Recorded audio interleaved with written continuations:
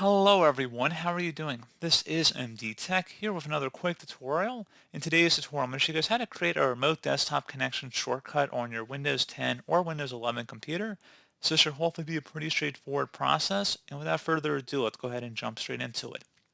So all you have to do is start by opening up the search menu, type in remote. Best match should come back with remote desktop connection. You want to go ahead and select open file location over here on the right. And now you see there's a shortcut. Go ahead and just right click on it. And then you want to select the little copy icon. You could also do Control C on your keyboard as well, the Control C key combination. And then you just would paste it over to the desktop. So I'm just going to right click just because it's easier to visually show this stuff as opposed to using keyboard shortcuts that you guys obviously cannot see. So anyway, I'm going to select the paste option here. And there you go. We have a shortcut for the remote desktop connection.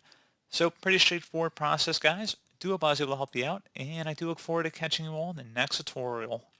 Goodbye.